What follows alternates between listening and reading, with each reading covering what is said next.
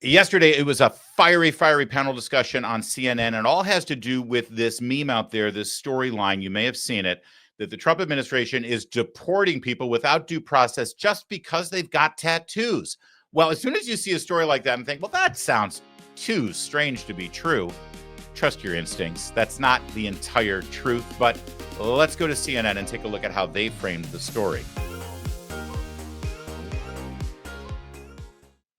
By simply having certain symbols in your tattoos and wearing certain streetwear brands. That alone is enough to get someone classified as TDA and sent to El Salvador. That's not true, actually, Andrew. According to this document, it is. Shame on you and shame on the mainstream media for trying to cover for these individuals. I'm not trying to cover for anyone. This is a vicious gang, Andrew. And you are questioning the credibility of these agents who are putting their life on the line.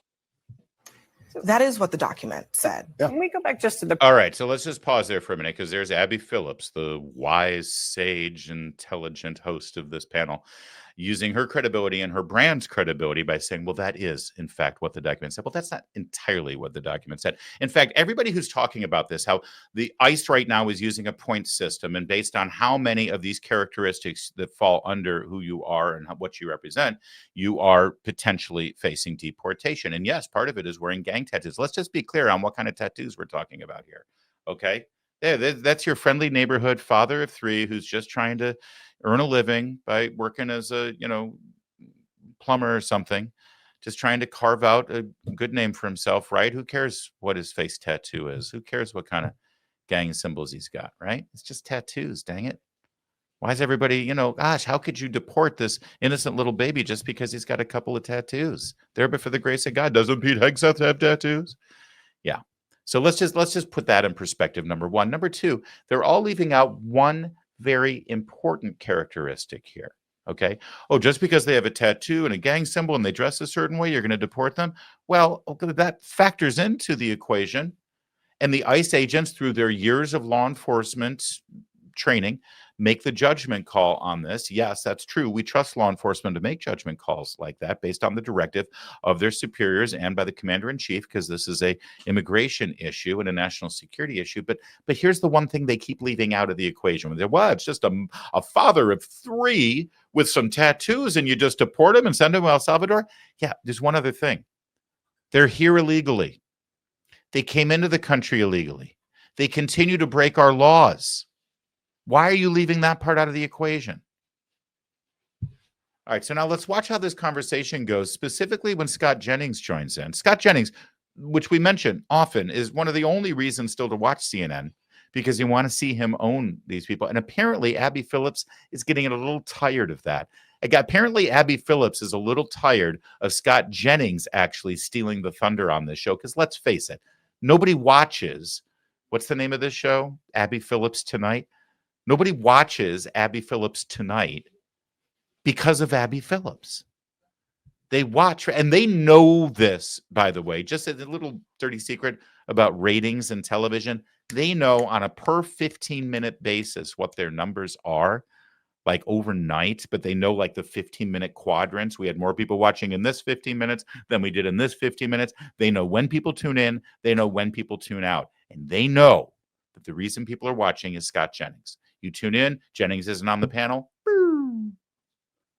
So maybe Abby Phillips is getting a little tired of playing second banana to the conservative commentator sitting right next to her. Watch how this transpires. The premise of what Joe Rogan was talking about, because he's right. It's horrific to believe that in a constitutional democracy like the United States of America, where it's supposed to be guaranteed that we are having to rely on information based on an administration that does not have a good relationship with the truth. They're not even willing to provide the judges who are part of these cases with the documents to prove that some of these individuals actually either did have due process or had been found to be criminal gang members. And let's be very clear. I don't think anybody at this table wants criminals in this country who are murdering children, who are hurting people. I think that's we can probably go baseline there. But what I think we have to ask ourselves is, well, I'm not so sure I'm ready to concede that point. I'm sorry. The proof is in the policy. The proof is in the enforcement of laws. When she says, I don't think there's anyone here at this table who wants people to be in this country committing crimes and murdering or terrorizing or molesting, it's like, okay, then what did you and your party and the policies you support and the president you support, what did you do to prevent that from happening? And if, in fact, your policies encouraged that behavior by keeping the border wide open and looking the other way and not having any sort of active enforcement in securing the border, preventing illegal entry, and rounding up people who shouldn't be in this country and deporting them back to where they came from, if your policies don't do that and your policies allow for all those horrible things to happen, then I'm sorry, I'm not willing to stipulate this. I'm not willing to consider, well, nobody here at this table wants these horrible things to happen.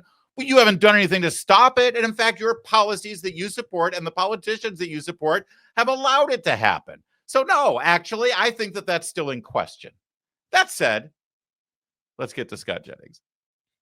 If you believe in a constitutional democracy, do you not want your president to follow the law? And by the way, in our own CNN poll, a vast majority of Americans said they're concerned and want to see Donald Trump follow the law. Scott, isn't this exactly what we denounce other countries for doing? Not giving our own citizens, when they get wrongfully detained around the world, our own citizens the due process that they deserve? Well, I think multiple things could be true. Number one, I delineate between American citizens and everyone else. If you're a U.S. citizen, I put you in a different category. On due process, that's not a distinction that the law makes. Then if you've come here and broken our laws and committed violent acts or murdered and raped and whatever, I put you in a different category. When it comes to the law and due process, that is not a distinction. Well, if you'd like to argue that Trinidad Aragua should have the same rights and that you get as an American citizen, go ahead. I would change the Constitution. Hold on a second. The argument is you're saying that a terrorist can walk across the border and become effectively a U.S. citizen? That's not what I'm saying. Scott, look at me. Okay. Yeah, let's give the host you and I are talking. You and I are talking. Okay. What I'm saying. Wow. I mean, honestly, look at Scott. He's got the patience of Job. I'd love to host this show. Just one. It is literally a roundtable discussion. It's like, lady, why in the hell do you have all of these people here around this table and have their voices as they all start interacting with each other and Scott Jennings against the world every single time. And they all start interacting and they all start challenging him. So Scott starts responding to them because, it's a roundtable discussion. And Abby Phillips patronizes him, treats him like a preschooler. Scott, you and I are talking. Look at me now. It's like, lady, the whole point of your show and the whole conceit is that we're sitting around a table and we're exchanging our ideas and our opinions. So they all come after him. He starts engaging, and then she treats him like the problem. She's condescending to him. Look at his face. Oh, this is just horrific. It's almost done. Saying to you is that the law does not make a distinction between U.S. citizens and everybody else when it comes to being accused of crimes. Are you saying that should not be in place? That if you happen to not be a citizen, you get to be thrown into a jail with no process at all? I'm saying that these people are effectively terrorists. They walked across our borders illegally. Okay, they are violent. And I don't really want them here. But doesn't the government have to prove that they are who they say they are? Correct. That's all we're saying. That's all. I think. I mean, you can say it. Eventually, it's not a concession that you like Trinidad Aragua. It's just a question of. Listen, guys. I know that you. The whole point of this show is for me to interact with the video, so I got to stop there, and we'll get through it. I promise. But did you notice what she just said there? We're going to roll it back here real fast. Isn't it incumbent on the government to prove these people are who they say they are? That's what she said, right? Be thrown into a jail with no process at all? I'm saying that these people are effectively terrorists. They walked across our borders illegally. Okay, they are violent. I don't really want them here. But doesn't the government have to prove that they are who they say they are? Yeah, Abby, let's do voter ID now. If that's your criteria, it's like, oh, the government shouldn't just be able to do this without proving these people are who they say they are. Well, what if they show up to vote? What if those exact same people that you're now saying that it's incumbent on the government to prove that they are who they say they are? What about if that exact same person shows up to vote? Shouldn't that person prove they are who they say they are? And how do they do that without photo ID? By the way, this whole, you've got to prove they are who they say they are. You keep calling them undocumented. By definition, that is a person without documentation and proof of who they are. They are who they say they are. They're the ones who have come here without documentation. They're the ones who have come here without being able to prove they are who they say they are. And now you're putting all the onus back on the government. Let's just be clear here. This is not a typical immigration issue. Tren de Agara, I don't know how to pronounce it. Go somewhere else for pronunciation. TDA. The president, in his power exclusively for the executive branch, has determined that this group is a terrorist organization. As commander-in-chief and through national security, they are in this country illegally. They are terrorists. They can be taken. They can be sent away. Period. This is not a jurisprudence issue. This is not a constitutional rights issue. This is not a law and order issue. This is a national security issue.